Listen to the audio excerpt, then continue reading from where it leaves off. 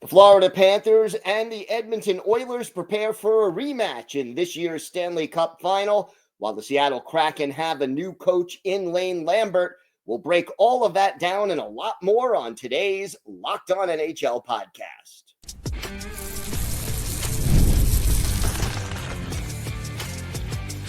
You're Locked On NHL, your daily podcast on the National Hockey League. Part of the Locked On Podcast Network, your team every day.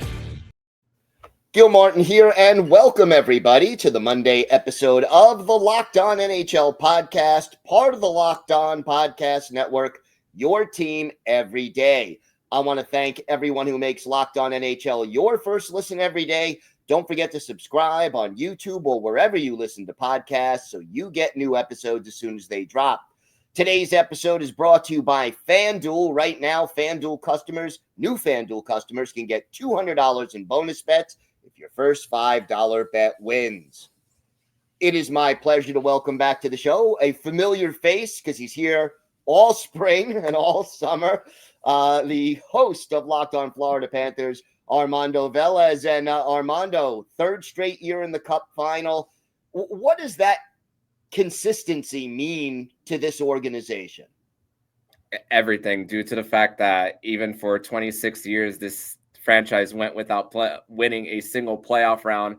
And to think that the President's Trophy season was just the beginning of it, and to think that you get embarrassed in the second round, and then you make sweeping changes with a superstar player, a head coach, and to think that there were so many growing pains in between everything with just coming down to game 80 in 2023 and then having to rely on the Chicago Blackhawks beating the Pittsburgh Penguins to even get the Panthers in this point. And then the Brad Marchand breakaway opportunity against Sergei Bobrovsky in game 5 when they were down 3-1. There were so many different things in this in these last 3 years that is like, wow, this moment might have been a big jump start for the Panthers to get to this point, and to the fact that they've ridden the momentum. And it's been 3 different stories, 3 different journeys, 3 different types of trade deadlines, 3 different types of fourth lines for the Florida Panthers coming into this. And the fact is that it's the fact that you have a heart and soul guy in Alexander Barkov, a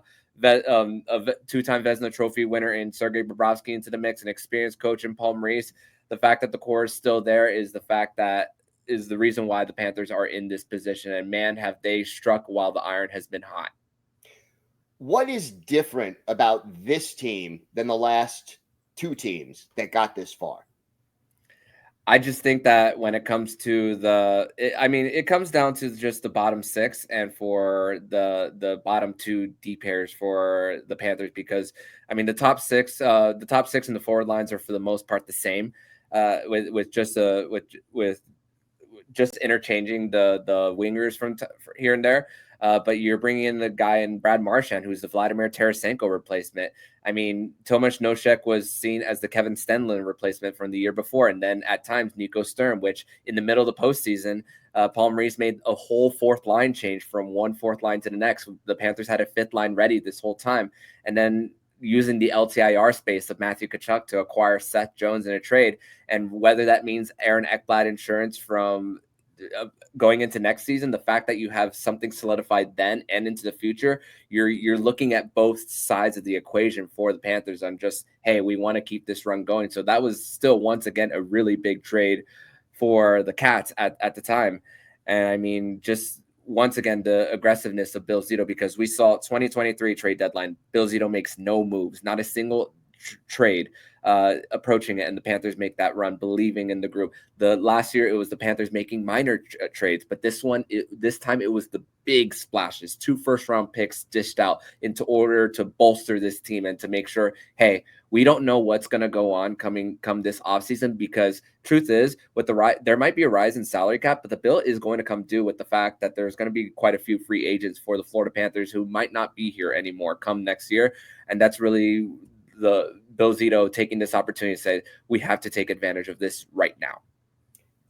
We have a 6-day break in between the last game of the conference final and the start of the Stanley Cup playoffs. Give me an injury update. Are there any injured players out there, and how will this break help them possibly to be ready for the Cup final? Yeah, Anton Lundell and Eetu Luostarinen did not practice on Saturday. Neither did AJ Greer. Paul Maurice did say that Luostarinen and Lundell are fine. The only question mark is AJ Greer, who missed game 4, returned for game 5, and then did not play in the third period of that game 5. To think that the Panthers went to 10 forwards at the time. Eetu Luostarinen, he was a little wobbly after a hit into the boards in the first period in game 5 as well. So the fact that he's okay is really encouraging. To think that the last time the Panthers and the Carolina Hurricanes faced in the Eastern Conference Final, Eetu Luostarinen got hurt in game 4, and he missed the entire final against Vegas, but the Panthers were not winning that series either way, even if they were at full strength. But the fact that they are in a better position now with these 6 days off, it's very encouraging to think that they avoided disaster with the knee-on-knee collision with Sam Reinhart and Sebastian Aho, and they were able to get him back for game 5 to clinch it early. And also Nico Mikkola, he missed game 4, but was able to get back in game 5. To think Sam Reinhart and Nico Mikkola, those are 2 horses for the Panthers. The Panthers have played 310 games in the last 3 years. And I know Mikkola has been only in the last two, but this was really the first season that Mikkola has had significant injuries. He missed about a week and a half in the regular season, and even game 4 in this one. And then Sam Reinhart has not even missed more than a handful of games in these last 3 seasons. So the injury luck has been really on the Florida Panthers side. A familiar opponent in the final, the Edmonton Oilers, same opponent as a year ago. What concerns you most about facing the Oilers? It's the fact that their depth is so much better this time around versus last year. I'm not really as concerned as far as the home ice advantage. I know Edmonton is a better home team than they are on the road, but the Panthers have clinched every single series this year on the road. So that for the Panthers, I'm not concerned when it comes to their ability to play in an opposing arena. But the fact is, for Chris Knoblauch to put Connor McDavid and Leon Draisaitl on a line together, and they're still getting contributions from everywhere around the lineup. The Corey Perrys of the world, the Evander Kanes of the world. Pop Colson has contributed in a big moment for the Edmonton Oilers, and the fact that they were without Matthias Ekholm for the first 2.5 rounds, and he just comes back in game 5 against the Dallas Stars. Their blue line has been able to hold the fort, and they're just not. It's not a team anymore that's actually reliant on Connor McDavid and Leon Draisaitl to just go north-south and hope to get a scoring chance while going up the gut. They are actually more of a defensive structured team, and this is what happens when Chris Knoblauch gets a full season under his belt to actually go through the growing pains. They also had a poor start to their season, but they did not have the whole coaching change in their back pocket to use like they did last season. So that the whole getting a full calendar year has really paid dividends for them getting back to this point. And it's only going to be a tougher challenge for the Panthers. But hey, the Panthers are better this year, but the Oilers are also better this year. So it's really hard to know where this the series, the direction is going to go. Well, last year, 1 goal separated these 2 teams ultimately. Mm-hmm. Talk to me about the keys to victory. The Panthers win this series if they stop the breakaway opportunities, because we saw it plenty, especially in last year's final between games 4 and 6. I mean, the Panthers only had 1 power play goal in this series last year, and they gave up a shorthanded. So their net power play percentage was actually at 0. So that's going to be key for the Panthers special teams and really and the rush chances. And I mean, Edmonton's penalty kill statistically is worse than what it was last season. So the Panthers need to pounce when they do get on the power play. Obviously, getting Ekholm back into the mix definitely helps in that front of battling along those 50-50 battles and clearing the net front. So I'm interested to see how that battle is going to look like. And I mean, hey, top lines usually neutralize the other. That third line, Eetu Luostarinen, Anton Lundell, Brad Marchand, they shine. They've been shining throughout the playoffs, especially in the first 2 rounds. And I mean, they can't have a quiet Stanley Cup final for sure if the Panthers do want to repeat as Stanley Cup champions. And of course, Sergei Bobrovsky, he has to be the key. Bob, always Bob. How do they try to slow down Connor McDavid and Leon Draisaitl? You just got to be able to close your gaps. Easier said than done. And then whenever you see them coming up with speed, don't use your stick. Use your body when it comes to that. And if you could get them on the cycle, the Panthers are very comfortable when it comes to the cycle of the opposition. And for them getting in front of pucks and blocking shots, that's going to be key for when the Panthers are hopefully giving themselves an opportunity for a counterattack, which a big momentum shift in the very beginning of the series last year, game one. Aaron Ekblad avoids a forecheck, gets it out to Alexander Barkov. McDavid takes a bad angle, and then they're off to the races. Give and go, return feed to Verhaeghe on a 2-on-1, and then boom, they're right there scoring that first goal of the game in game one. So it's really about getting out in speed whenever you see, even on the opposition, their gaps not being closed well. All right, Armando, why don't you tell our viewers and our listeners where they could find the podcast and where they could find you on social media? They can find me personally on X and Blue Sky at MondoMan12. They can follow the show account on X and Instagram at LO_FLA Panthers, and on Blue Sky at LOFLA Panthers. They can follow the podcast anywhere you listen to podcasts and on YouTube. All right, Armando, thanks so much. Thank you as always, Gil. Today's episode is brought to you by your friends at FanDuel. The NBA playoffs are in full swing, and every night delivers highlight-worthy performances, major momentum shifts, and can't-miss moments. Whether it's a game-winning shot or a breakout player, there's never been a better time to get in on the action. FanDuel makes it easy to stay in the game before tip-off and live. With player props, performance trends, and same-game parlays, fans have more ways than ever to play smart and win big. And hockey fans, you can check out all the latest odds for the Stanley Cup finals, which get underway later this week. If you're new to FanDuel, this is the perfect time to sign up. Head to FanDuel.com and place your first $5 bet. If it wins, you get $200 in bonus bets. Again, that's FanDuel.com. Place that first $5 bet, and if it wins, you get $200 in bonus bets. So make every moment more with FanDuel, an official sports betting partner of the NBA. It is my pleasure to welcome back to the show the host of Locked On Oilers, Nick Zararis. And Nick, are you ready for the rematch? I've been very juiced up. I can't lie. The last 3 days, a lot of sitting on it. I did an extra episode on Saturday because I just had so many thoughts. You don't get chances like this all that often. Yeah, no question. And you got to savor them when they happen. And you got to take advantage of them. Also, if you're the Edmonton Oilers, they came up 1 goal short a year ago. Would you say all season that this team has been on a mission to overturn that 1 goal deficit?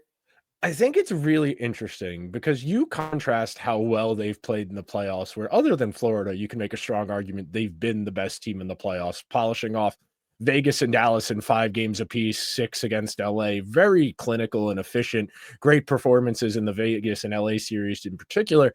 And you contrast that with the regular season. That was very up and down. Finished 3rd in the Pacific Division. Kind of shut it down the backstretch of March and April, where a lot of guys with nagging injuries, McDavid, Draisaitl, Wallman, Nugent-Hopkins, all missed games at various points. Matthias Ekholm was dinged up basically the entirety back half of the regular season.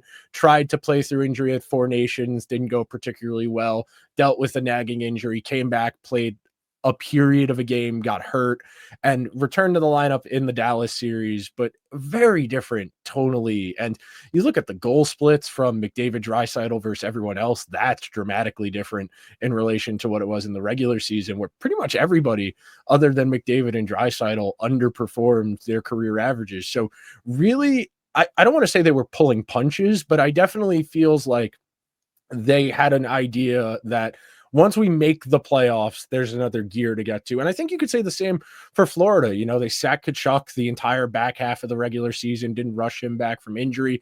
We're like 10-5 down the final 25 games of the regular season because they kind of know what they need to do at this point.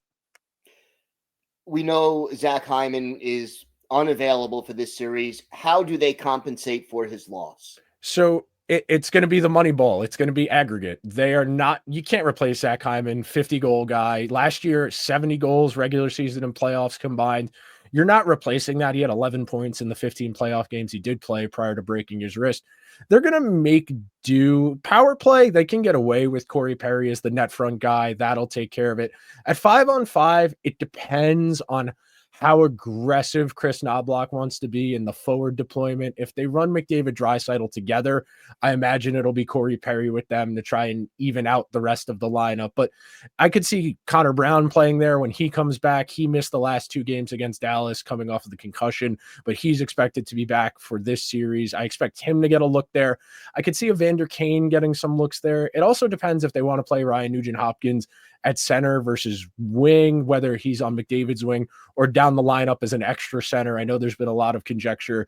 How are the Oilers going to take advantage of home ice? Are you going to put 2 centers in Henrique and Nuge and Hopkins on the same line to try and take Barkov or Tkachuk, whichever Florida line you want to take out of the equation? So there's a lot you don't know until the games start as far as how they're going to try and solve some of these questions. The Florida Panthers are one of the most physical teams in the National Hockey League. What approach do you think the Oilers should take to respond to or to ignore maybe that physicality? So the Oilers and kind of, I don't want to say subconsciously, but it feels like a lot of the decisions they've made in the last 12 months were very specifically tailored around how do we prepare for an eventual series against a Florida, a Tampa Bay, a Vegas, those teams that, as you alluded to, a little more heavy of a style, a little more prone to playing off the forecheck and off the cycle. And the biggest thing they've done is they've implemented 2 better puck movers. You know, you think about the defense last year where you had Cody Ceci in there, you had Nurse playing really dinged up, not playing effective hockey, Vincent Desharnais at points, you had Philip Broberg playing in his first serious playoffs on his offside, and you replace that with John Klingberg, who seems to have found the fountain of youth out of nowhere. He played 10 games in the regular season and looked like a guy who hadn't played hockey in a year and a half, and since coming back into the lineup in the playoffs, him and Jake Wallman have formed one of the best depth pairs in the entire NHL. So as far as mitigating what makes Florida effective, it's quick transition play. And the Oilers did a really good job of that against Dallas and against Vegas, where it's fine if you want to circle the perimeter of the offensive zone, take shots from wherever. But the Oilers get possession. You have Wallman, you have Klingberg, Bouchard, you have Ekholm coming off of the injury who looked okay in game number 5. You have Nurse who's having a nice playoffs. Pretty much all 6 of their guys are pretty good at moving the puck in a way that last year you really only felt good about 2 or 3 of them. Talk to me about Corey Perry, 40 years old, great story, looking for that elusive next cup, possibly to wrap up his career. Talk to me about what this means for him and what he's meant for the Oilers. It's very weird to say he's been a catalyst for a guy who plays 12 minutes a game, but the lineup and frankly, the Oilers' fortunes turned in the playoffs when they started playing him with McDavid and Draisaitl at 5-on-5. And it's really weird to watch a guy at his age who the skating was never his strong suit, but even now you can see he looks significantly slower than everyone else. But the thing that makes him interesting and compelling is his short area game. You know, we talk about it the same way you would in golf, the short area game. If the puck's within 5 to 10 feet of him, he's almost always going to win it because he's going to leverage his body, get lower than the other guy. He's going to stick lift somebody, which the good old perfectly timed stick lift, one of the most satisfying plays in hockey, and Perry, even at his age, is still really good at it. And the obvious secret, you play a guy with McDavid and Draisaitl or just McDavid, they're going to occupy a lot of attention. And Perry, a lot of the goals he scored in these playoffs have been him hanging around, leaking down low, getting behind the defense while the defense is preoccupied with McDavid circumnavigating the offensive zone or Draisaitl drifting to the right circle to look for the one-timer. And as far as what it means, like you said, kind of a bookend, you know, someone who's triple crown, gold in an Olympics, a World Cup and World Junior, a cup, a Hart Trophy, 50-goal guy, someone who's been one of the probably better superstars of his era, who's found a way to hang around as a depth, a supporting piece over the last handful of years. And you have a real unique combination there in Perry, who's played more playoff games than some NHL franchises, playing with Jeff Skinner, who's played 2 career playoff games. Yeah, no doubt. Connor McDavid, second year in a row in the final. How important for his legacy is winning that cup? I think the thing that's really interesting to me about the McDavid, and I was talking about it with someone because there was a clip floating back around from after Game 7 last year where Draisaitl was talking about it, and he said, "You guys think you understand how much he wants this," and Draisaitl says, "There's nobody in the sport who wants this more than he does. He's going to get another chance at this, and we'll see what happens then." But you think about it in the context of Connor McDavid was writing Sidney Crosby letters as a 5-year-old, asking then like 15-year-old Sidney Crosby, how do you handle pressure? How do you make sure you're ready? How do you be responsible to your teammates? This is your life's work. Connor McDavid's 28 years old. He spent 23 years of his life trying to get back to this moment. And you saw the very candid reaction when they lost in the Amazon documentary, how upset he was. And a lot of guys don't get this second chance. You know, Lundqvist only went once, Joe Thornton only went once. You only get so many kicks at this can. And as far as legacy, I don't think winning a Stanley Cup versus not is going to do a whole lot as far as where he is in the pantheon. I think the counting stats for era adjusted will sort themselves out for the most part. But more than anything, I think it helps the narrative. I think you need that championship in a team sport to really just say he's here, because Sid won his first cup 3 years in. Ovi, it took like 10 years. Stamkos, it took like 10 years. That's not to say you can't. Like, McDavid's very much still in his prime. He's only 28 years old. There's plenty of time here, but you only get so many kicks at this can. All right. Going to be interesting. Going to be a great series. I'm looking forward to it. Nick, why don't you tell our viewers and our listeners where they could find the podcast and where they could find you on social media? Locked On Oilers is available on all the major podcasting platforms and over on YouTube, on Twitter and Instagram. It's just Nick Zararis, Nick, Zararis. And then on TikTok, it's Nick Zararis Sports. All right. Thanks so much, Nick. Thanks, Gil.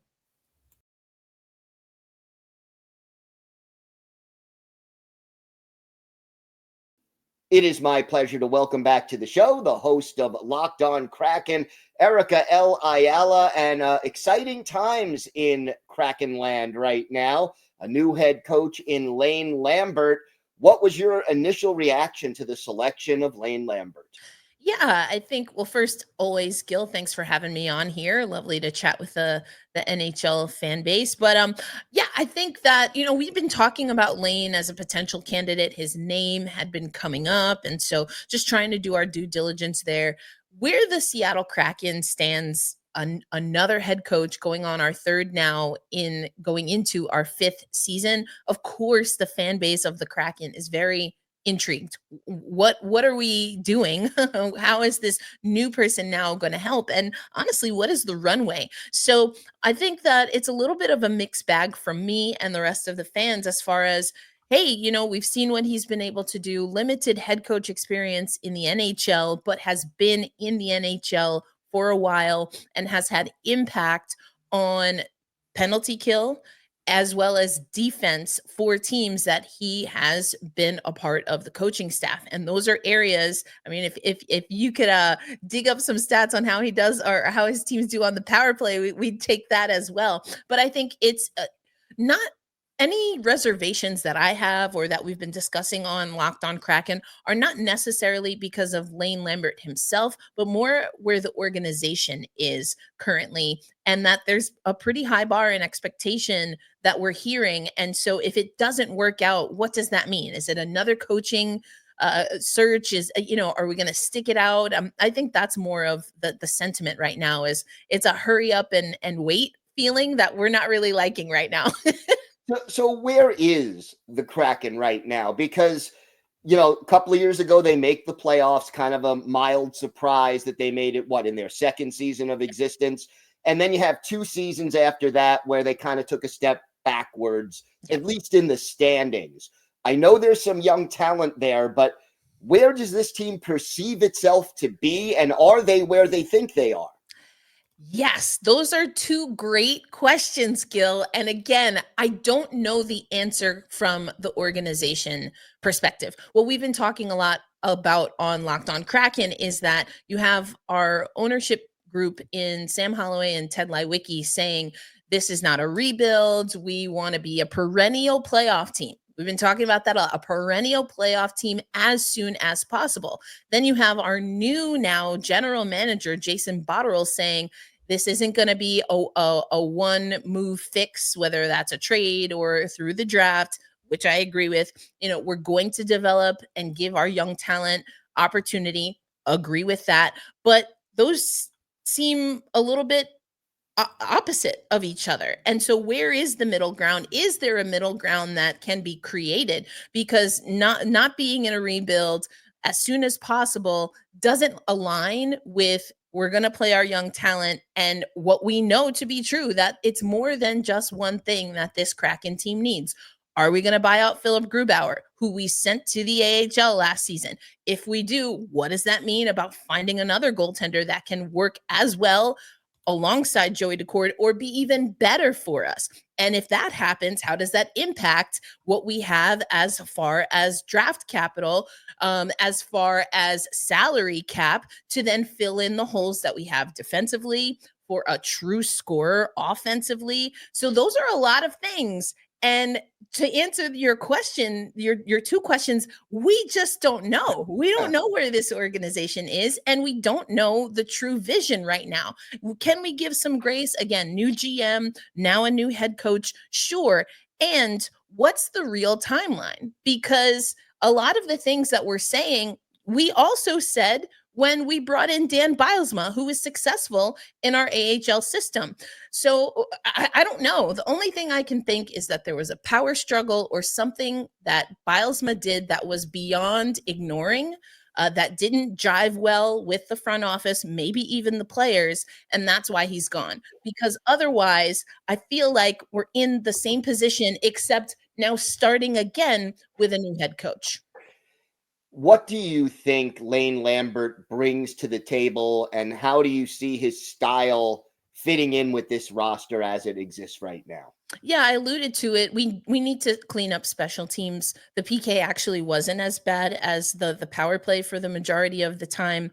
I get the sense that there's some patience, there's some poise there. Again, what he's been able to do as far as getting teams to buy in defensively, that seems to be something that aligns with what the needs are for the Seattle Kraken. The questions I have, and again, this goes back to first youth and young talent, and then second, what I surmise maybe was the issue with Bylsma. I'll start with the young talent. Is he going to be someone either that leans into that truly, because that's what we need, or can he be someone that empowers and entrusts who we believe will remain on the coaching staff in Jessica Campbell? That's a question that I have. And then the other thing is, what were the Kraken looking for? This is another, veteran, we'll say seasoned coach, not someone who's young and will kind of be learning alongside perhaps some of the young talent. So is this a person who we feel is aligning because he's going to get this roster motivated? Or is this someone that was hired to maybe get along a little bit better with, again, whatever the vision is for the front office and ownership? And I don't know that we're going to have those answers right away. I mean, it's just been a couple of days since the guy got hired. But those are the things that I'll be looking for, how he can integrate or kind of put that responsibility on really true player development on Jessica Campbell, but also how he's able to interact with the front office and ownership group. Any players you think will definitely benefit from Lane Lambert's addition, and any players who you think may be on the way out because Lane Lambert has been added?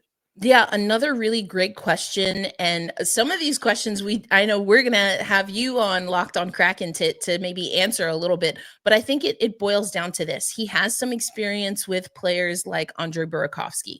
I mentioned already Philip Grubauer, even a Jordan Eberle, who is our captain right now, coming off of a really tough injury, but looked good in his comeback. So if there's familiarity there, maybe that can help, because these are guys that are, if not our true leadership, they're, of course, again, older veteran players. And maybe that's a way to bridge that gap, but and get that group ready to go. I do think that there was a little bit of a rift between how much time was spent on the youth versus how much attention was paid to some of the veterans that we need to get activated under Dan Bylsma. So maybe that's what Lane Lambert can do is really bridge that gap a little bit more, have everyone know where they stand on their true footing. But for me, it has to be a both and. It can't be one or the other. It has to be a coach that can come in and motivate young players, let them know where they stand, give them opportunities to perform, while also setting veterans up to do what they were contracted to do with the Seattle Kraken.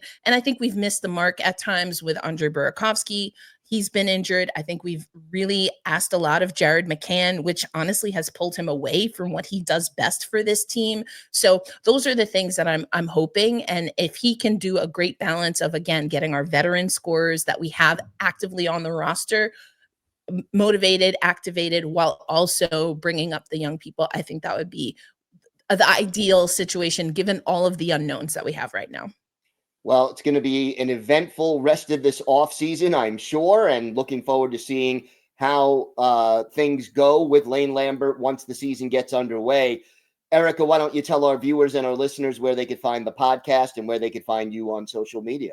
Surely. Well, of course, like every other Locked On show, you can find Locked On Kraken on YouTube and wherever you listen to audio podcasts. As far as the show and myself, you can find the show on TikTok. We're mostly using TikTok, Locked On Kraken.